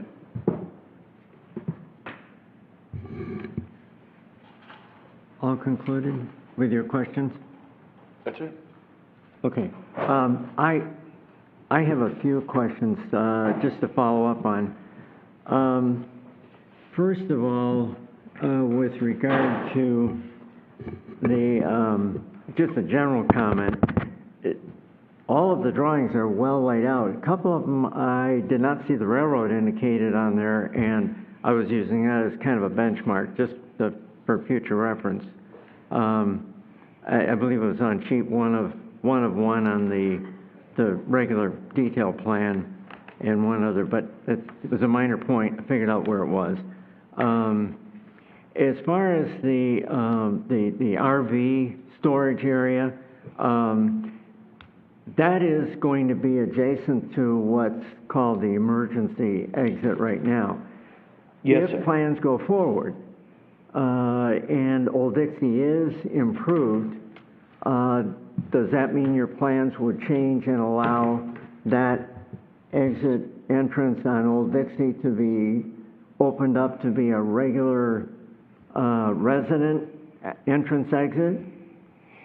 Yes, and the boat and RV storage has a separate ingress and egress that the county gave us agreement, so it's not that they weren't working with us, of the boat storage and RV that will go directly out onto Old Dixie. I saw and that. it will be within so many feet of, I'd have to pull the plans out, but it would be close to or just south of the construction ingress and egress. And again, sometimes on the size these plans are, it's a little hard to understand the sizing of these entrances, but the county has been very diligent on the entrance on Old Dixie for the construction to be extremely adequate, size-wise. Okay, so that's provided for, and you would just simply put some type of barrier up there for keep the RV and boat storage separate from the main exit entrance then? Or it wouldn't be the main, but it would be an auxiliary one to... There'll be a chain link fence system and landscaping, so again, the city staff has been very diligent with landscaping everywhere. So I can assure you that it will look wonderful. And then also too, the recreation track and this community track will have to be, there'll be separate site plans that will come before you also for development of those. I was wondering about that. Further, on the bridge, if you will, has been called at where Del Monte comes into and crosses the ditch retention that goes out to the lagoon. I noticed that the bridge is there. Are you going to have the waterways connected underneath the bridge in a culvert type design? Yeah, in our presentation, when we showed the side view of that ingress and egress point of going over the bridge, there's a culvert pipe that goes in there that'll be allowing the flow of water, and then that'll all be designed. And then obviously what we're looking for tonight is an approval with the preliminary plat, so all the construction drawings can get accomplished and finished, and the St. John's and so on and so forth will have to be involved with the final approval of all this as well. Okay, I noticed there was one duct that was there, and you may end up having two to give the proper flow back and forth of water to keep it leveled out, and the appropriate safety measures to prevent animals, critters, or people from getting into that. Also a thought, and I know it doesn't need to be on these drawings, but we always hear about cars going astray, and that is going to be, the water depth at some points is going to be 9 or 10 feet deep. Some type of barrier, bollards or whatever along there, tastefully placed to perhaps provide some type of barrier from cars going astray and ending up in the lake. We have railing along that whole area. You do? Yes. Okay, I missed them on the drawing then, I'm sorry. Yes, we don't want anybody in the lake. No.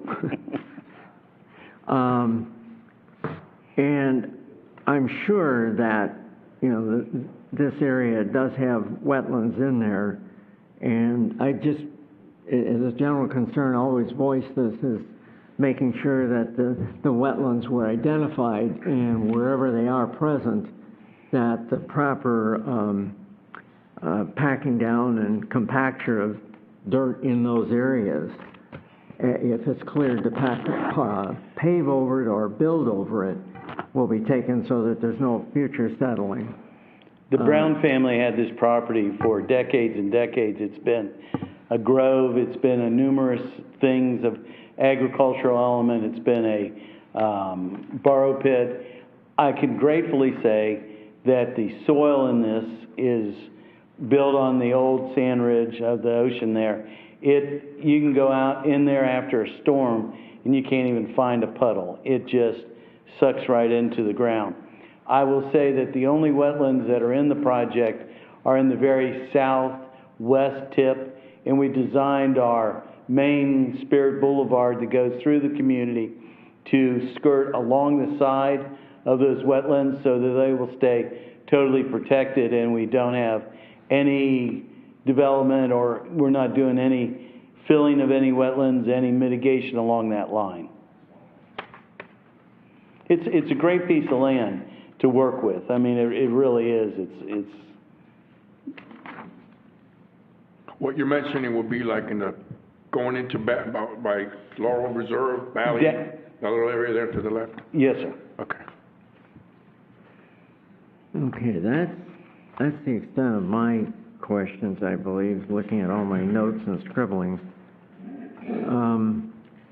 So the commissioners have any other questions of either Mr. Menching or the staff at this point? I just wanted to mention something to him. It appears to be a Scrivener's there. I could show you on C8 in the lower right corner. Connect to 6-inch force main and connect to existing 12-inch water main. I'm assuming those numbers are mixed up, or typically the water mains are 6 inches and your waste is 12. I would agree with that, and we'll look into that. Okay. Good catch. All righty. We need lots of eyes on these things.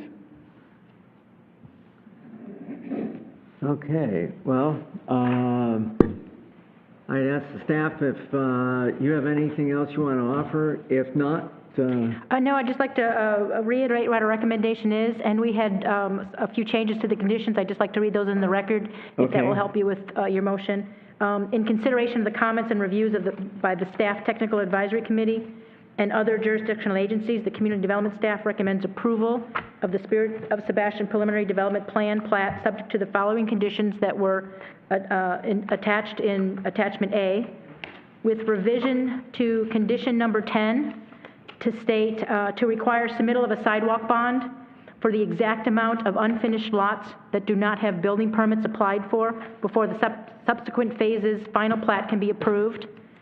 An amendment to condition number 9 that will state that in lieu of a bond needed for the second asphalt layer of streets, usually laid after construction of the homes are finished, construction plans must indicate both layers of asphalt will be applied concurrently and according to application standards, and an amendment to condition 12 that just states that the HOA docs will also illustrate definitively where fences can be placed with regards to landscape easements.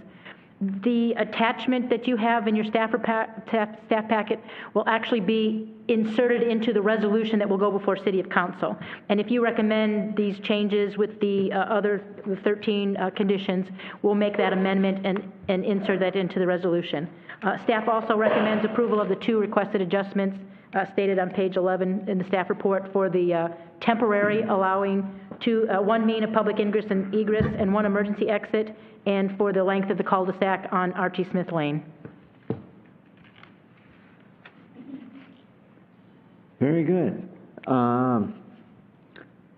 Commissioners, are we ready for a motion, or do you have any further deliberations?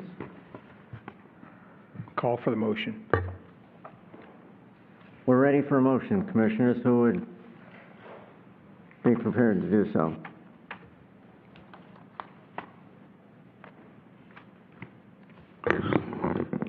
Being none, I'll go ahead and recommend a motion to approve Public hearing, recommendation to City Hall, PUD subdivision preliminary development plan plat, Spirit of Sebastian pods 1 and 2, -77.99 acres.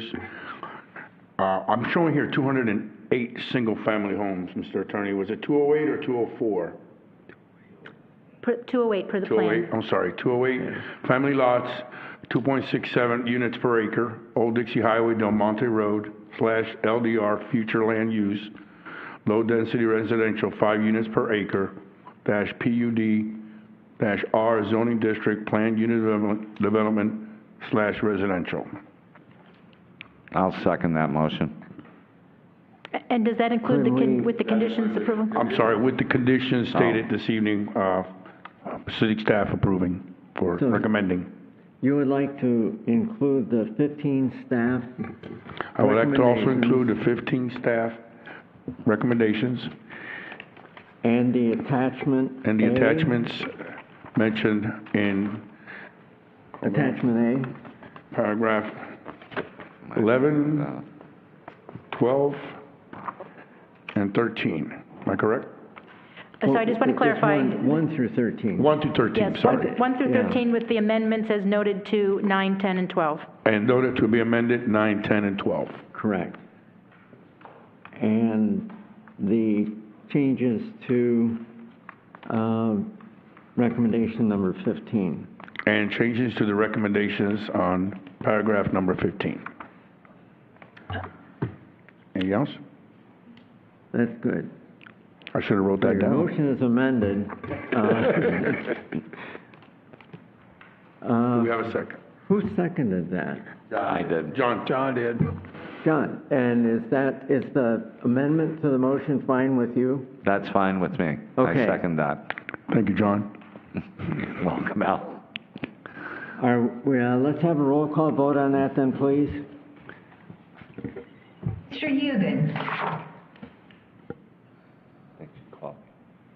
Mr. Eugen? Yes. Miss Cottenberg? Yes. Mr. Roth? Yes? Mr. Simmons? Yes. Mr. Cristino? Yes. Mr. Alvarez? Yes. Yes. Mr. Carter? Yes. It is unanimous in favor. Thank you. Thank you. Congratulations. All right. Thank you. Get to work.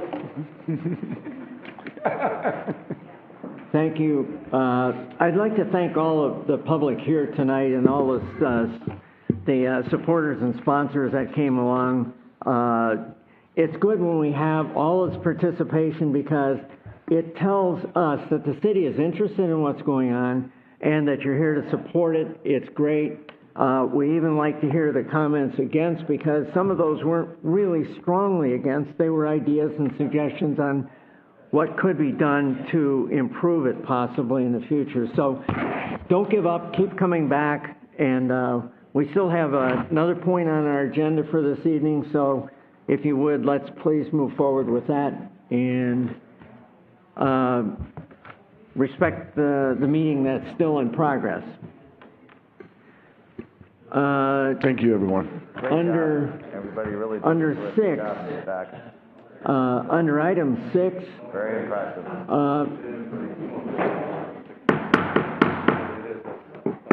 Oh, it is? The larger water. Really? Did you get a 6-inch water? excuse me.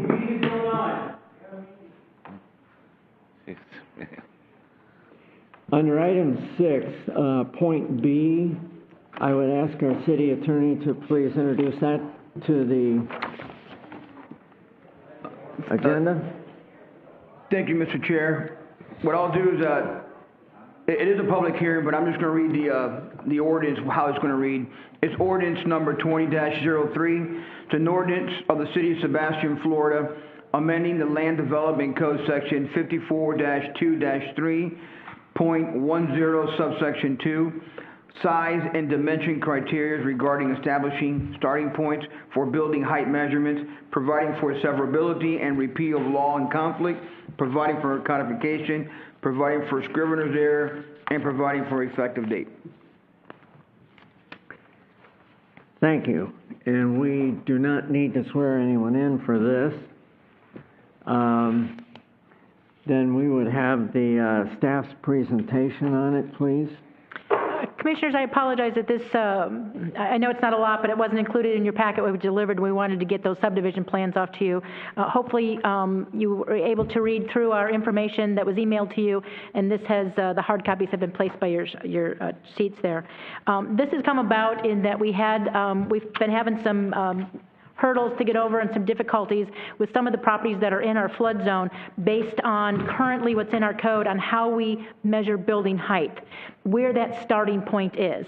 And in our code, as you can see some of the strikeout versions, it basically was two parts. It was that finished floor elevation for properties that were not in a flood zone, whether you had to have fill on your property for health department, if you were in an A zone, there's a section of code that states if you're not in a flood zone, you have to be a minimum 18 inches above the crown of the road. That's where your slab is.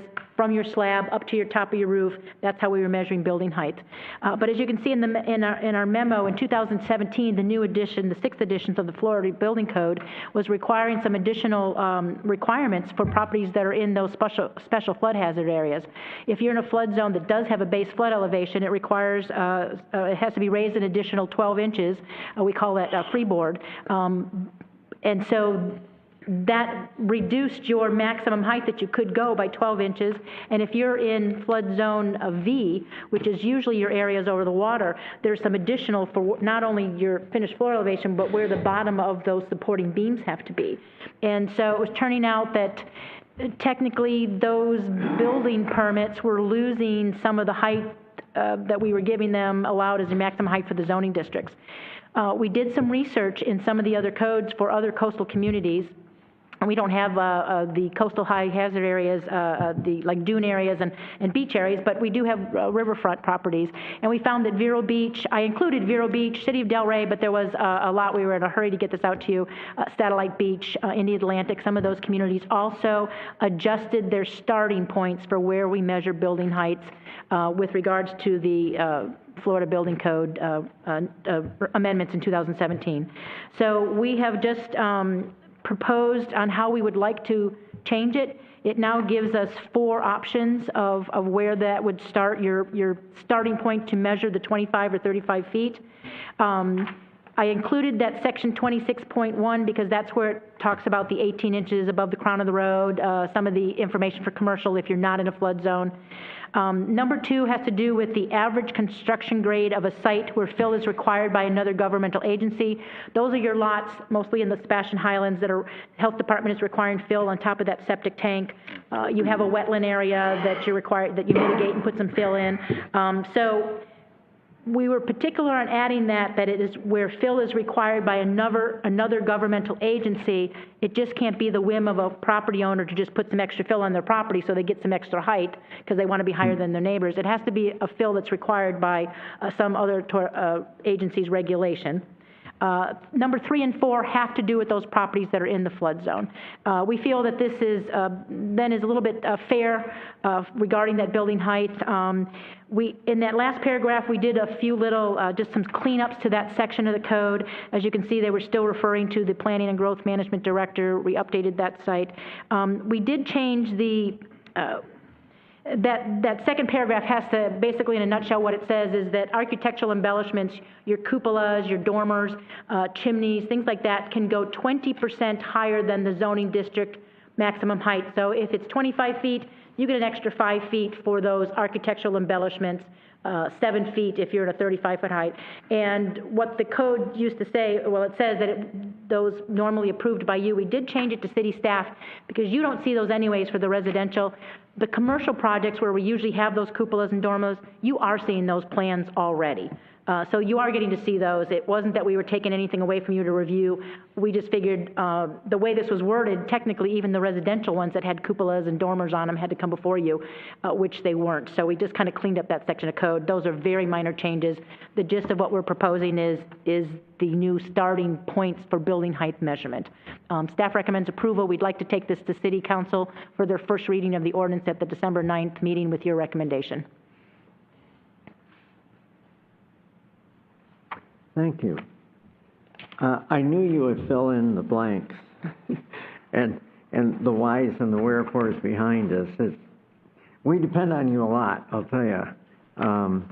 Commissioners have any questions of the proposed ordinance? I think it's pretty straightforward. Yep, it is.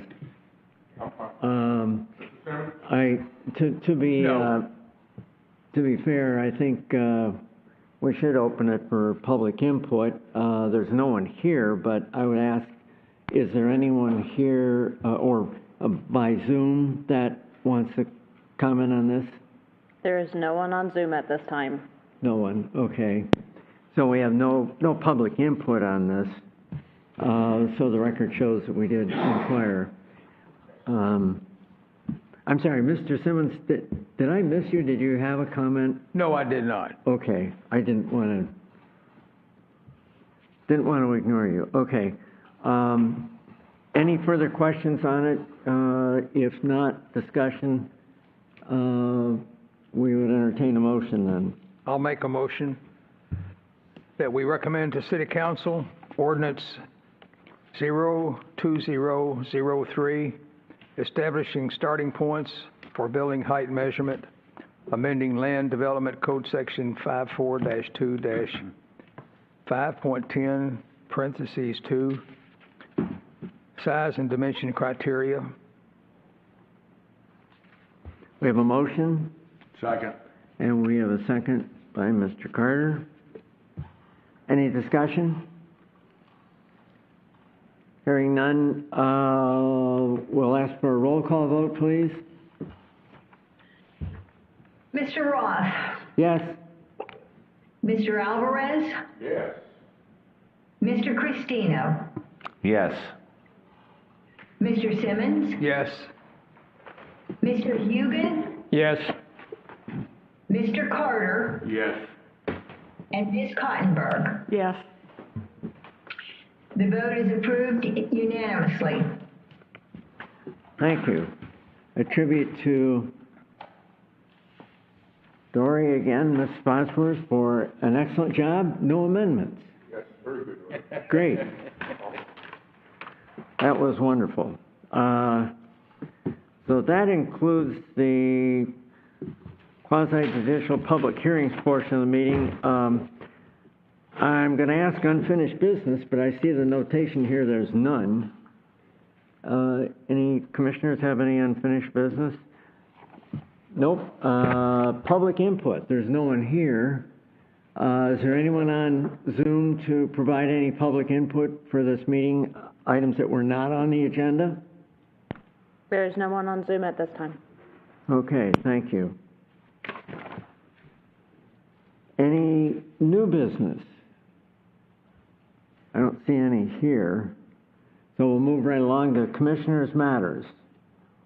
We'll start with Mr. Simmons first. No, I have Commissioners' Matters? nothing. Okay, I have nothing. Good night, Janet. Mr. Alvarez? I have no matter this evening, Mr. Ross. Okay. Mrs. Cottenberg? Nothing matters to me.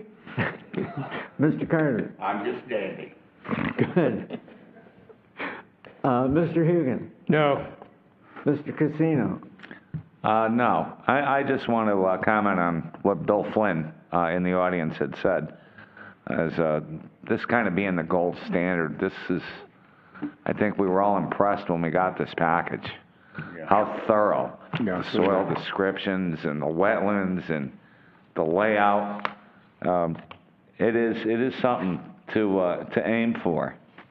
He had a terrific team assembled to put this together. I can only say if you could possibly get them to us just a little earlier when they're this thick, we'd love it. But I was very pleased to pass this tonight.